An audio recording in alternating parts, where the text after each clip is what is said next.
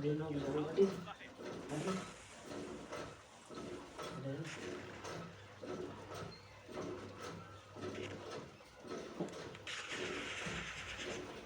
युद्ध के बीच आई international atomic energy agency की रिपोर्ट ने मिडिल ईस्ट में तनाव को बहुत ज्यादा बढ़ा दिया है। आईएईए की ये रिपोर्ट अमेरिका और इजराइल की उस आशंका पर जोर लगाती है जिसमें कहा गया था कि ईरान किसी भी वक्त एटम बम का टेस्ट कर सकता है। अब सवाल ये कि अगर ईरान ने एटम बम का टेस्ट किया तो क्या होगा? क्या इसके जवाब में इजराइल भी परमाणु धमाका करेगा? और अगर इजराइल ने भी अपने एटम बम की ताकत दिखाई तो क्या मिडिल ईस्ट के बाकी देश खामोश देखते रह जाएंगे? मध्य पूर्व एशिया में चल रही ये जंग किसी भी वक्त परमाणु युद्ध में तब्दील हो सकती है। इस कहानी को समझना इतना भी आसान नहीं है, क्योंकि यहाँ सिर्फ एटम बम का बटन दबाने की बात नहीं हो रही, बल्कि उसके पीछे की तैयारियां भी पुख्ता कर ली गई हैं। ये समझना आपके लिए बहुत जरूरी है और ये समझ जाना हमारे लिए भी जरूरी है। दरअसल ईरान के एटम बम को लेकर आईएईए की इस खुलासे से ठीक 24 घंटे पहले तुर्की के राष्ट्रपति रजब तैयब एर्दोगान ने भी एटम बम की बात करके मिडिल ईस्ट में टेंशन बढ़ा दी थी। क्या कहा, पहले ये सुनिए क्यों कहा, ये हम आपको आगे बताएंगे। Ve bununla tehdit ediyorsun. Ve artık ecelin geliyor. İstediğin kadar nükleer bombaya sahip ol. Neye sahip olursan ol. Ama gidicisin. Karşımızda bir soykırım var. Dolayısıyla भाई फोन की चली पड़ी मोटर वाला की आ रही है जिस हसीन को ना ना ना ना ना ऊपर से आ रही तुम क्या रही मोटर वाला अपन गए तो जा फिर पे जो फोन जब इजराइल के विरासत मंत्री रहे अमिचाई एलियाहू ने हमास को मिटाने के लिए गाजा पर परमाणु बम गिराने की सलाह दे डाली थी। अमिचाई एलियाहू ने अपने एक तो आप थोड़ी सारी हमास आतंकवादी समूह के साथ चल रहे युद्ध में जब खड़ी हो जाएगी ले आओ फोन गाजा पट्टी पर परमाणु बम गिराना भी है। अब जैसे ही इजराइल के पूर्व मंत्री ने गाजा पर एटम बम कहां चल रहा है अब ये डाउनलोड हो रहे हैं डाउनलोड हो रही है तो गाजा गुजा में चल रहा हूँ के बयान को इस बात का एक वाकया बयान माना गया कि इजराइल के पास एटम बम है, क्योंकि पहली बार नहीं जब इजराइल की तरफ से ऐसा बयान दिया गया हो। इससे पहले संयुक्त राष्ट्र की महासभा में इजराइल के प्रधानमंत्री बेंजामिन नेतन्याहू ने भी ऐसा ही बयान दिया था, जिसके बाद इजराइल को वापस लेना पड़ा था ये बयान। सुनिए sir. Stop Iran's nuclear ambitions. This policy must change. Sanctions must be snapped back. And above all, Iran must face a credible nuclear threat. As long as I'm Prime Minister of Israel, I will do everything in my power to prevent Iran from getting nuclear weapons. Netanyahu का ये बयान Israel के विदेश मंत्रालय ने भले ही वापस ले लिया हो, मगर इजरायली प्रधानमंत्री के बयान से इतना तो साफ हो जाता है कि ईरान को एटम बम बनाने से रोकने के लिए इजराइल किसी भी हद तक जा सकता है। Stockholm International Peace Research Institute यानी कि सिपरी की रिपोर्ट कहती है कि इजराइल के पास 90 परमाणु बम हो सकते हैं। साल 1948 से इजराइल की ये पॉलिसी रही है। उसने न तो दुनिया के सामने अपने परमाणु हथियार होने की बात कबूली और न ही इससे कभी इनकार किया। हालांकि वक्त वक्त पर इजराइल के एटम बम को लेकर दावे लगातार किए जाते रहे हैं, जिसकी पुष्टि इजराइल के पूर्व मंत्री अमिचाई एलियाहू के बयान से होता है, खासकर तब जब ईरान और इजराइल के बीच दुश्मनी चरम पर है और इजराइल ईरान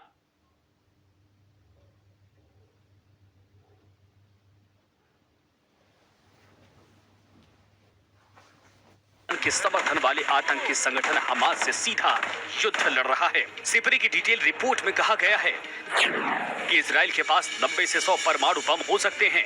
दूसरी तरफ इजराइल की 365 रिपोर्ट कहती है इजराइल के पास 200 से 400 परमाणु हथियार हैं। अब सवाल यह है कि अगर इजराइल के पास एटमी हथियार हैं तो वो क्यों नहीं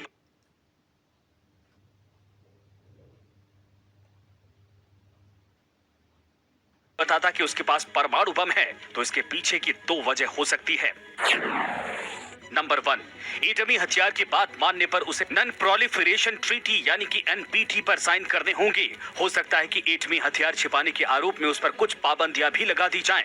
उसे अपने परमाणु ठिकाने इंटरनेशनल इंस्पेक्शन के लिए खोलने पड़ जाएंगे। अब इजराइल ऐसा करने के लिए भला क्यों तैयार होगा? क्योंकि ईरान के परमाणु संवर्धन को लेकर ही तो अमेरिका ने ईरान पर कड़े प्रतिबंध लगा रखे हैं। लिहाजा इजराइल परमाणु बम की बात कबूल करके बैठे बिठाए मुसीबत मोल नहीं लेना चाहता, वो भी तब जब अमेरिका उसकी मदद के लिए हमेशा तैयार है। अब सवाल ये है कि क्या इजराइल गाजा पर एटमी हमला करने की स्थिति में है? तो इस सवाल के जवाब के लिए जरा मौजूदा हालात समझने होंगे, क्योंकि इजराइल के लिए मिडिल ईस्ट में मुद्दा सिर्फ फिलिस्तीन नहीं है, बल्कि उससे भी बड़ा पेंच सीरिया में फंसा हुआ है। क्योंकि ईरान ने सीरिया में अपने सैकड़ों लड़ाके और सैन्य अधिकारी भेज रखे हैं। इजराइल कहता है कि उसे सीरिया में ईरान की मिलिट्री ठिकाने बिल्कुल भी मंजूर नहीं, क्योंकि जैसे जैसे सीरिया में ईरानी मिलिट्री बेस बढ़ेंगे, इजराइल उतनी ही तेजी से उन पर हमला करेगा। सीरिया पर आईडीएफ की बमबारी लगातार जारी है, लेकिन ईरान चाहकर भी सीरिया की मदद नहीं कर पा रहा। इसके पीछे वजह यह है कि अगर ईरान सीरिया की मदद करता है तो इसका अर्थ होगा इजराइल से सीधा जंग का जोखिम, और ऐसे देश से कोई नहीं उलझना चाहेगा जो परमाणु शक्ति संपन्न देश हो। यही वजह है कि अब ईरान भी खुद को एटॉमिक पावर बनाना चाहता है, और इसी उकसावे में आकर के वो एटॉमिक पावर बनने की दौड़ में बेहद तेजी से दौड़ रहा है। अब सवाल ये है कि मिडिल ईस्ट में रूस, अमेरिका और तुर्की का एटमी कनेक्शन कैसे जुड़ता है? तो इसके पीछे भी सीरिया ही है, क्योंकि सीरिया में अमेरिका की मौजूदगी है और रूस की भी। अमेरिका के सीरिया में 6 मिलिट्री बेस हैं, जबकि रूस और ईरान सीरिया के मिलिट्री बेस का इस्तेमाल करते हैं। रही बात तुर्की की, तो तुर्की भी सीरिया के सहारे अपने हित साधने की कोशिश करता है। यानी सीरिया में 5 ऐसे किरदार हैं जो कहीं न कहीं एटमी हथियारों से जुड़े हैं। तो लाई डिटेक्टर में आज विश्लेषण मिडिल ईस्ट में 5 एटम बम से मचे हड़कंप का। दरअसल गाजा युद्ध के बीच मध्य पूर्व में एटम बम की आहट सुनाई दे रही है, वो भी एक नहीं बल्कि 5 मोर्चों से। लेकिन एटम बम को लेकर सबसे बड़ी खबर यह है कि खतरे की घंटी यूएन ने बजाई है, और यूएन की संस्था इंटरनेशनल एटॉमिक एनर्जी एजेंसी यानी कि IAEA ने दावा किया है कि ईरान किसी भी वक्त एटमी विस्फोट कर सकता है। क्या वो दावे हैं? कैसे वाकई में मिडिल ईस्ट में इसको लेकर हड़कंप मचा है? क्या वाकई में एटम बम की आहट सुनाई दे रही है? रिपोर्ट से समझिए आप। मिडिल ईस्ट में 5 एटम बम से मचे हड़कंप का सच।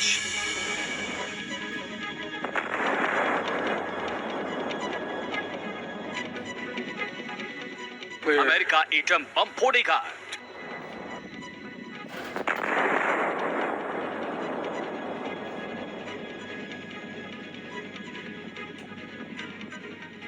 रूस एटम बम फोड़ेगा।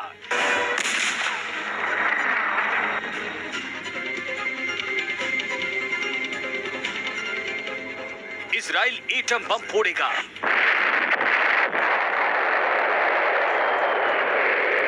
ईरान एटम बम फोड़ेगा।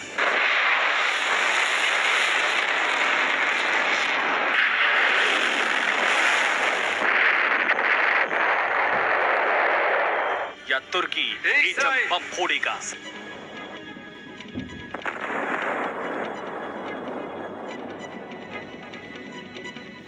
मिडिल ईस्ट के इन 5 देशों में से कौन, या इनमें से कोई भी नहीं? गाजा युद्ध के बीच इन सवालों ने मिडिल ईस्ट में हड़कंप मचा दिया है।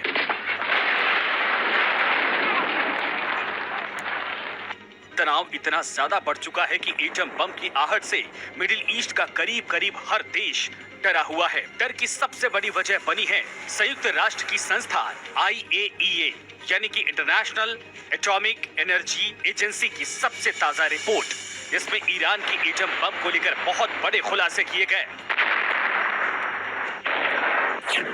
खुलासा नंबर 1, ईरान किसी भी वक्त एटमी विस्फोट कर सकता है।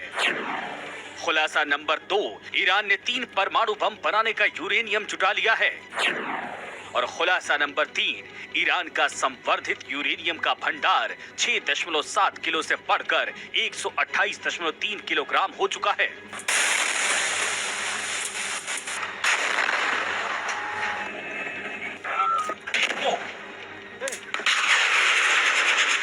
गाजा युद्ध के बीच आई इंटरनेशनल एटॉमिक एनर्जी एजेंसी की रिपोर्ट ने मिडिल ईस्ट में तनाव को बहुत ज्यादा बढ़ा दिया है। IAEA की ये रिपोर्ट अमेरिका और इजराइल की उस आशंका पर भी मुहर लगाती है जिसमें कहा गया था कि ईरान किसी भी वक्त एटम बम का टेस्ट कर सकता है। अब सवाल ये कि अगर ईरान ने एटम बम का टेस्ट किया तो क्या होगा? क्या इसके जवाब में इजराइल भी परमाणु धमाका करेगा? और अगर इजराइल ने भी अपने एटम बम की ताकत दिखाई तो क्या मिडिल ईस्ट के बाकी देश खामोश देखते रह जाएंगे? मध्य पूर्व एशिया में चल रही ये जंग किसी भी वक्त परमाणु युद्ध में तब्दील हो सकती है। इस कहानी को समझना इतना भी आसान नहीं है, क्योंकि यहाँ सिर्फ एटम बम का बटन दबाने की बात नहीं हो रही, बल्कि उसके पीछे की तैयारियां भी पुख्ता कर ली गई है। ये समझना आपके लिए बहुत जरूरी है और ये समझ जाना हमारे लिए भी जरूरी है। दरअसल ईरान के एटम बम को लेकर IAEA की इस खुलासे से ठीक 24 घंटे पहले तुर्की के राष्ट्रपति रजब तैयब एर्दोगान ने भी एटम बम की बात करके मिडिल ईस्ट में टेंशन बढ़ा दी थी। क्या कहा, पहले ये सुनिए क्यों कहा, ये हम आपको आगे बताएंगे। Ve bununla tehdit ediyorsun. Bunları biz biliyoruz. Ve artık ecelin geliyor. İstediğin kadar nükleer bombaya sahip ol. Neye sahip olursan ol ama gidicisin. Karşımızda bir soykırım var. Dolayısıyla şu anda yüzlerce, binlerce avukat अब तुर्की के राष्ट्रपति ने Israel की atom bomb की बात क्यों कही, जबकि इजराइल ने आज तक खुद को न्यूक्लियर पावर नहीं बताया? तो इस सवाल का जवाब जानने के लिए गाजा युद्ध में करीब 20 दिन पीछे चलिए, जब इजराइल के विरासत मंत्री रहे अमिचाई एलियाहू ने हमास को मिटाने के लिए गाजा पर परमाणु बम गिराने की सलाह दे डाली थी।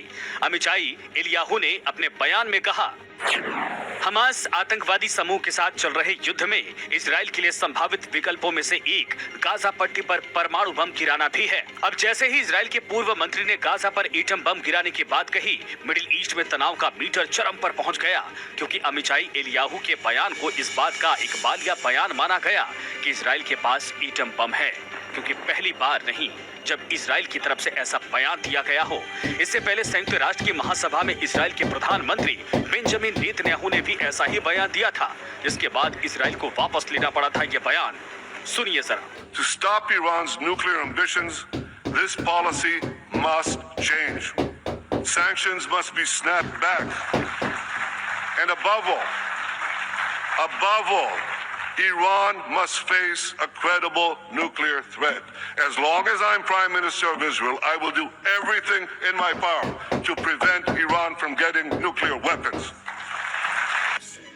नेतन्याहू का ये बयान इजराइल के विदेश मंत्रालय ने भले ही वापस ले लिया हो, मगर इजरायली प्रधानमंत्री के बयान से इतना तो साफ हो जाता है कि ईरान को एटम बम बनाने से रोकने के लिए इजराइल किसी भी हद तक जा सकता है। Stockholm International Peace Research Institute यानी कि सिपरी की रिपोर्ट कहती है कि इजराइल के पास 90 परमाणु बम हो सकते हैं। साल 1948 से इजराइल की ये पॉलिसी रही है। उसने न तो दुनिया के सामने अपने परमाणु हथियार होने की बात कबूली और न ही इससे कभी इनकार किया। हालांकि वक्त वक्त पर इजराइल के एटम बम को लेकर दावे लगातार किए जाते रहे हैं, जिसकी पुष्टि इजराइल के पूर्व मंत्री अमिचाई एलियाहू के बयान से होता है, खासकर तब जब ईरान और इजराइल के बीच दुश्मनी चरम पर है और इजराइल ईरान के समर्थन वाले आतंकी संगठन हमास से सीधा युद्ध लड़ रहा है। सिपरी की डिटेल रिपोर्ट में कहा गया है कि इजराइल के पास 90 से 100 परमाणु बम हो सकते हैं। दूसरी तरफ इजराइल की 365 रिपोर्ट कहती है इजराइल के पास 200 से 400 परमाणु हथियार हैं। अब सवाल यह है कि अगर इजराइल के पास एटमी हथियार हैं, तो वो क्यों नहीं बताता कि उसके पास परमाणु बम है? तो इसके पीछे की दो वजह हो सकती है। नंबर 1, एटमी हथियार की बात मानने पर उसे नॉन प्रोलिफरेशन ट्रीटी यानी कि NPT पर साइन करने होंगे। हो सकता है कि एटमी हथियार छिपाने के आरोप में उस पर कुछ पाबंदियां भी लगा दी जाएं। उसे अपने परमाणु ठिकाने इंटरनेशनल इंस्पेक्शन के लिए खोलने पड़ जाएंगे। अब इजराइल ऐसा करने के लिए भला क्यों तैयार होगा? क्योंकि ईरान के परमाणु संवर्धन को लेकर ही तो अमेरिका ने ईरान पर कड़े प्रतिबंध लगा रखे हैं। लिहाजा इजराइल परमाणु बम की बात कबूल करके बैठे बिठाए मुसीबत मोल नहीं लेना चाहता, वो भी तब जब अमेरिका उसकी मदद के लिए हमेशा तैयार है। अब सवाल ये है कि क्या इजराइल गाजा पर एटमी हमला करने की स्थिति में है? तो इस सवाल के जवाब के लिए जरा मौजूदा हालात समझने होंगे, क्योंकि इजराइल के लिए मिडिल ईस्ट में मुद्दा सिर्फ फिलिस्तीन नहीं है, बल्कि उससे भी बड़ा पेच सीरिया में फंसा हुआ है। क्योंकि ईरान ने सीरिया में अपने सैकड़ों लड़ाके और सैन्य अधिकारी भेज रखे हैं। इजराइल कहता है कि उसे सीरिया में ईरान की मिलिट्री ठिकाने बिल्कुल भी मंजूर नहीं, क्योंकि जैसे जैसे सीरिया में ईरानी मिलिट्री बेस बढ़ेंगे, इजराइल उतनी ही तेजी से उन पर हमला करेगा। सीरिया पर आईडीएफ की बमबारी लगातार जारी है, लेकिन ईरान चाहकर भी सीरिया की मदद नहीं कर पा रहा। इसके पीछे वजह यह है कि अगर ईरान सीरिया की मदद करता है तो इसका अर्थ होगा इजराइल से सीधा जंग का जोखिम, और ऐसे देश से कोई नहीं उलझना चाहेगा जो परमाणु शक्ति संपन्न देश हो। यही वजह है कि अब ईरान भी खुद को एटॉमिक पावर बनाना चाहता है, और इसी उकसावे में आकर के वो एटॉमिक पावर बनने की दौड़ में बेहद तेजी से दौड़ रहा है। अब सवाल ये है कि मिडिल ईस्ट में रूस, अमेरिका और तुर्की का एटमी कनेक्शन कैसे जुड़ता है? तो इसके पीछे भी सीरिया ही है, क्योंकि सीरिया में अमेरिका की मौजूदगी है और रूस की भी। अमेरिका के सीरिया में 6 मिलिट्री बेस हैं, जबकि रूस और ईरान सीरिया के मिलिट्री बेस का इस्तेमाल करते हैं। रही बात तुर्की की, तो तुर्की भी सीरिया के सहारे अपने हित साधने की कोशिश करता है। यानी सीरिया में 5 ऐसे किरदार हैं जो कहीं न कहीं एटमी हथियारों से जुड़े हैं। और लाई डिटेक्टर में आज विश्लेषण मिडिल ईस्ट में 5 एटम बम से मचे हड़कंप का। दरअसल गाजा युद्ध के बीच मध्य पूर्व में एटम बम की आहट सुनाई दे रही है, वो भी एक नहीं बल्कि 5 मोर्चों से। लेकिन एटम बम को लेकर सबसे बड़ी खबर यह है कि खतरे की घंटी यूएन ने बजाई है, और यूएन की संस्था इंटरनेशनल एटॉमिक एनर्जी एजेंसी यानी कि IAEA ने दावा किया है कि ईरान किसी भी वक्त एटमी विस्फोट कर सकता है। क्या वो दावे हैं? कैसे वाकई में मिडिल ईस्ट में इसको लेकर हड़कंप मचा है? क्या वाकई में एटम बम की आहट सुनाई दे रही है? रिपोर्ट से समझिए आप। मिडिल ईस्ट में 5 एटम बम से मचे हड़कंप का सच।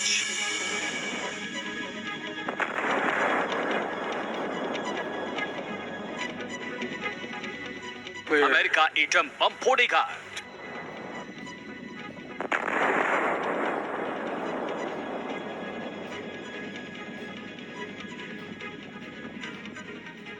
रूस एटम बम फोड़ेगा।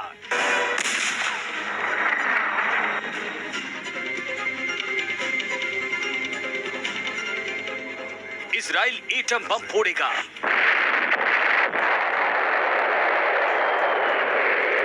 ईरान एटम बम फोड़ेगा।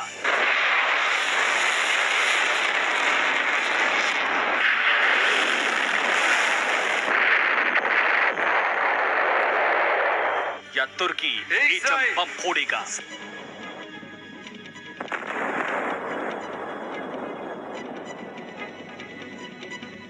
मिडिल ईस्ट के इन 5 देशों में से कौन, या इनमें से कोई भी नहीं? गाजा युद्ध के बीच इन सवालों ने मिडिल ईस्ट में हड़कंप मचा दिया है।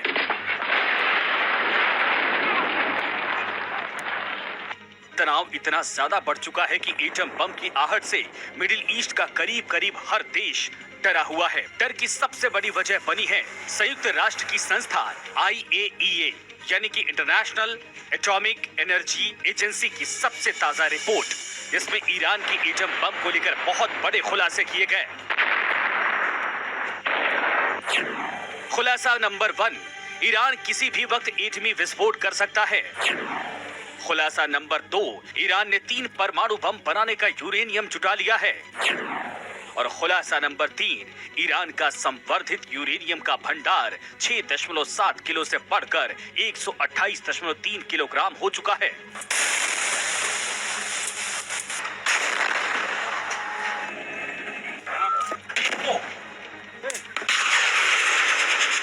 गाजा युद्ध के बीच आई इंटरनेशनल एटॉमिक एनर्जी एजेंसी की रिपोर्ट ने मिडिल ईस्ट में तनाव को बहुत ज्यादा बढ़ा दिया है। IAEA की ये रिपोर्ट अमेरिका और इजराइल की उस आशंका पर भी मुहर लगाती है जिसमें कहा गया था कि ईरान किसी भी वक्त एटम बम का टेस्ट कर सकता है। अब सवाल ये कि अगर ईरान ने एटम बम का टेस्ट किया तो क्या होगा? क्या इसके जवाब में इजराइल भी परमाणु धमाका करेगा? और अगर इजराइल ने भी अपने एटम बम की ताकत दिखाई तो क्या मिडिल ईस्ट के बाकी देश खामोश देखते रह जाएंगे?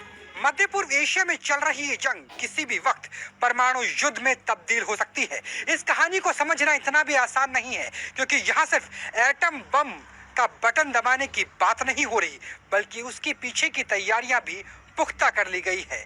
ये समझना आपके लिए बहुत जरूरी है और ये समझ जाना हमारे लिए भी जरूरी है। दरअसल ईरान के एटम बम को लेकर IAEA की इस खुलासे से ठीक 24 घंटे पहले तुर्की के राष्ट्रपति रजब तैयब एर्दोगान ने भी एटम बम की बात करके मिडिल ईस्ट में टेंशन बढ़ा दी थी। क्या कहा, पहले ये सुनिए क्यों कहा, ये हम आपको आगे बताएंगे। Ve bununla tehdit ediyorsun. Bunları biz biliyoruz. Ve artık ecelin geliyor. İstediğin kadar nükleer bombaya sahip ol. Neye sahip olursan ol ama gidicisin. Karşımızda bir soykırım var. Dolayısıyla şu anda yüzlerce, binlerce avukat अब तुर्की के राष्ट्रपति ने Israel की atom bomb की बात क्यों कही, जबकि इजराइल ने आज तक खुद को न्यूक्लियर पावर नहीं बताया। तो इस सवाल का जवाब जानने के लिए गाजा युद्ध में करीब 20 दिन पीछे चलिए, जब इजराइल के विरासत मंत्री रहे अमिचाई एलियाहू ने हमास को मिटाने के लिए गाजा पर परमाणु बम गिराने की सलाह दे डाली थी। अमिचाई एलियाहू ने अपने बयान में कहा, हमास आतंकवादी समूह के साथ चल रहे युद्ध में इजराइल के लिए संभावित विकल्पों में से एक गाजा पट्टी पर परमाणु बम गिराना भी है। अब जैसे ही इजराइल के पूर्व मंत्री ने गाजा पर एटम बम गिराने की बात कही, मिडिल ईस्ट में तनाव का मीटर चरम पर पहुंच गया, क्योंकि अमिचाई एलियाहू के बयान को इस बात का इकबालिया बयान माना गया कि इजराइल के पास एटम बम है, क्योंकि पहली बार नहीं जब इजराइल की तरफ से ऐसा बयान दिया गया हो। इससे पहले संयुक्त राष्ट्र की महासभा में इजराइल के प्रधानमंत्री बेंजामिन नेतन्याहू ने भी ऐसा ही बयान दिया था, जिसके बाद इजराइल को वापस लेना पड़ा था। ये बयान सुनिए जरा। To stop Iran's nuclear ambitions, this policy must change. Sanctions must be snapped back. And above all, Iran must face a credible nuclear threat. As long as I'm Prime Minister of Israel, I will do everything in my power to prevent Iran from getting nuclear weapons. Netanyahu का ये बयान Israel के विदेश मंत्रालय ने भले ही वापस ले लिया हो, मगर इजरायली प्रधानमंत्री के बयान से इतना तो साफ हो जाता है कि ईरान को एटम बम बनाने से रोकने के लिए इजराइल किसी भी हद तक जा सकता है। Stockholm International Peace Research Institute यानी कि सिपरी की रिपोर्ट कहती है कि इजराइल के पास 90 परमाणु बम हो सकते हैं। साल 1948 से इजराइल की ये पॉलिसी रही है। उसने न तो दुनिया के सामने अपने परमाणु हथियार होने की बात कबूली और न ही इससे कभी इनकार किया। हालांकि वक्त वक्त पर इजराइल के एटम बम को लेकर दावे लगातार किए जाते रहे हैं, जिसकी पुष्टि इजराइल के पूर्व मंत्री अमिचाई एलियाहू के बयान से होता है, खासकर तब जब ईरान और इजराइल के बीच दुश्मनी चरम पर है और इजराइल ईरान के समर्थन वाले आतंकी संगठन हमास से सीधा युद्ध लड़ रहा है। सिपरी की डिटेल रिपोर्ट में कहा गया है कि इजराइल के पास 90 से 100 परमाणु बम हो सकते हैं। दूसरी तरफ इजराइल की 365 रिपोर्ट कहती है इजराइल के पास 200 से 400 परमाणु हथियार हैं। अब सवाल ये है कि अगर इजराइल के पास एटमी हथियार हैं, तो वो क्यों नहीं बताता कि उसके पास परमाणु बम है? तो इसके पीछे की दो वजह हो सकती है। नंबर 1, एटमी हथियार की बात मानने पर उसे नॉन प्रोलिफरेशन ट्रीटी यानी कि NPT पर साइन करने होंगे। हो सकता है कि एटमी हथियार छिपाने के आरोप में उस पर कुछ पाबंदियां भी लगा दी जाएं। उसे अपने परमाणु ठिकाने इंटरनेशनल इंस्पेक्शन के लिए खोलने पड़ जाएंगे। अब इजराइल ऐसा करने के लिए भला क्यों तैयार होगा? क्योंकि ईरान के परमाणु संवर्धन को लेकर ही तो अमेरिका ने ईरान पर कड़े प्रतिबंध लगा रखे हैं। लिहाजा इजराइल परमाणु बम की बात कबूल करके बैठे बिठाए मुसीबत मोल नहीं लेना चाहता, वो भी तब जब अमेरिका उसकी मदद के लिए हमेशा तैयार है। अब सवाल ये है कि क्या इजराइल गाजा पर एटमी हमला करने की स्थिति में है?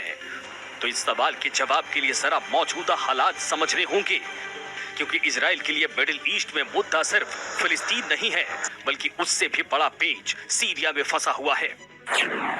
क्योंकि ईरान ने सीरिया में अपने सैकड़ों लड़ाके और सैन्य अधिकारी भेज रखे हैं।